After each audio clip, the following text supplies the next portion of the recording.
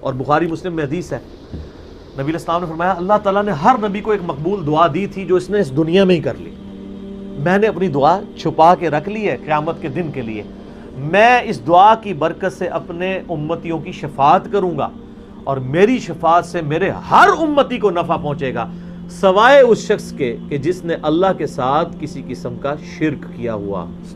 شرک is the most sensitive issue in the sight of Allah. شرک اللہ کبھی معاف نہیں کرے گا۔ اور شرک کی بنیادی تعریف کیا ہے؟ شرک کسے کہتے ہیں؟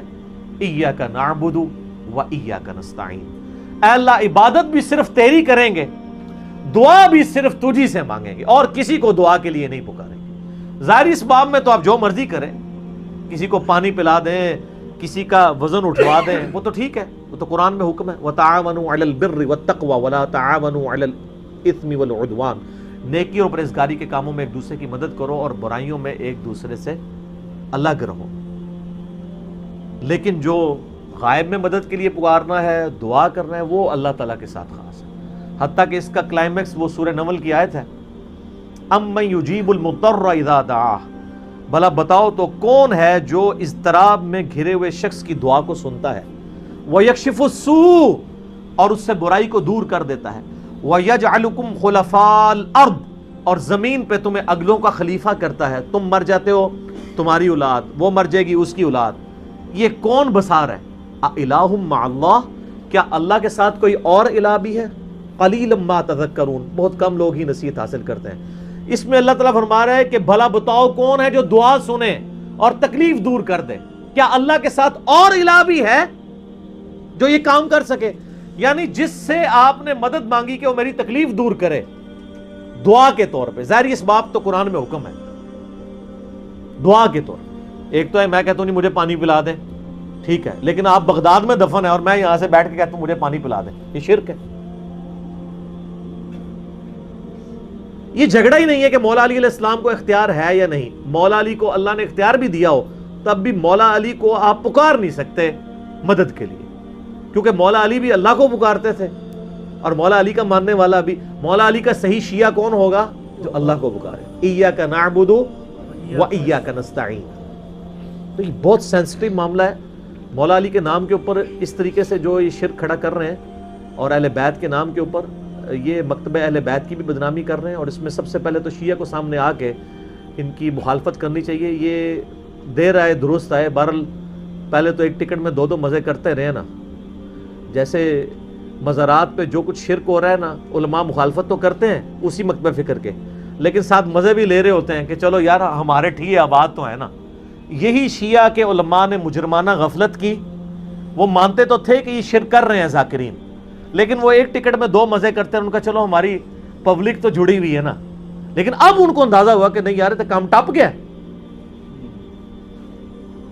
یہ تو معاملہ ہمارے ہاتھ سے نکل گیا۔ اب ان کو ہوش آئی ہے تو جگہ جگہ کانفرنسز ہو رہی ہیں، جواد نقوی صاحب کا بھی کلپ آ گیا ہے، ثاقب اکبر صاحب کا بھی کلپ آ گیا ہے، حیدر نقوی صاحب کا بھی کلپ آ گیا ہے، باقی علماء کا بھی، اور بڑے غصے سے بھرے ہوئے ہیں وہ، کیونکہ ان کو اندازہ ہو گیا کہ یہ معاملات ہم سے بگڑ گئے۔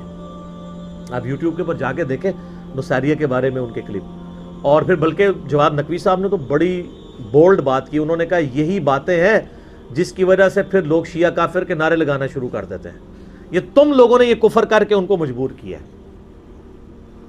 ٹھیک ہے، بالکل ٹھیک۔ ویسے جو شیعہ کافر کے نعرے لگا رہے ہیں نا، میں تو ان کے حق میں نہیں ہوں، کیونکہ ان کے اپنے بزرگوں نے بھی یہی کام ڈالے ہوئے ہیں، ان کو تو حق ہی نہیں ہے، ٹھیک ہے نا، تو وہ ایک معاملہ علیحدہ ہے۔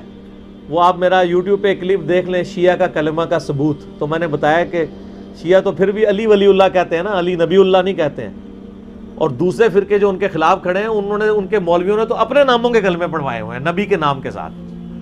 تو علی ولی اللہ اگر کوئی کہتا ہے تو علی ولی اللہ سے ہمیں کوئی چڑ نہیں ہے، کلمے کے ساتھ ایڈ نہ کریں، علی بھی ولی اللہ ہیں، ابو بکر بھی ولی اللہ ہیں، عمر بھی ولی اللہ ہیں، عثمان بھی ولی اللہ ہیں رضی اللہ عنہم اجمعین وعلیہم السلام اجمعین۔ ہاں علی کو کوئی نبی مان لے یا علی کو کوئی رب مان لے تو وہ پکا کافر ہے، تو وہ والے معاملات ایک الگ سے۔ اور یہاں پہ اہل سنت کی بھی ذمہ داری ہے کہ ان کے اندر جو غالی صوفی ہیں اور وہ اس قسم کے نعرے لگوا رہے ہیں، اور وہ ذکر خفی کی بنیاد کے اوپر وہ جس طریقے سے یعنی حلولیت کا اور وحدت الوجود کی ایک بگڑی ہوئی شکل مانتے ہوئے عجیب و غریب قسم کے یعنی، اور یہاں پہ بھی ایک اس طرح کا ایک طبقہ تھا، میں آن ایئر ان کا نام نہیں لیتا، کیونکہ وہ پھر ایک بڑا کنٹروورشل ایشو بن جائے گا. اوورال بریلوی علماء نے خود یعنی اس ایک خاص طبقے کو اپنے مکتبہ فکر سے فتوے لگا کے باہر نکال دیا, کفر کے فتوے ان کے اوپر لگائے, اسی وجہ سے کہ وہ اس طرح کا شرک یعنی ننگا شرک کرنا شروع ہو گئے تھے. لیکن شرک چاہے ننگا ہو یا چھپا ہوا ہو, دونوں ہی شرک منع ہے. عبادت کی ہر شکل اللہ کے علاوہ کسی اور کے لیے منع ہے, اور اس کی اعلیٰ ترین شکل وَإِيَّاكَ نَسْتَعِينُ, یہ تو خاص اللہ کے ساتھ ہے. اس لیے اللہ نے اسے اسپیشلی ذکر کیا ہے کہ عبادت بھی اللہ کی اور دعا بھی اللہ سے. حالانکہ دعا خود سے عبادت تھی, الگ سے ذکر کی ضرورت ہی نہیں, لیکن اللہ کو پتا تھا زیادہ شرک اسی میں ہونا ہے. اس امت میں شرک فی صفات والا جو معاملہ ہے نا, اس میں بڑا شرک یہی والا ہوا ہے. فی ذات تو بہت کم شرک ہے.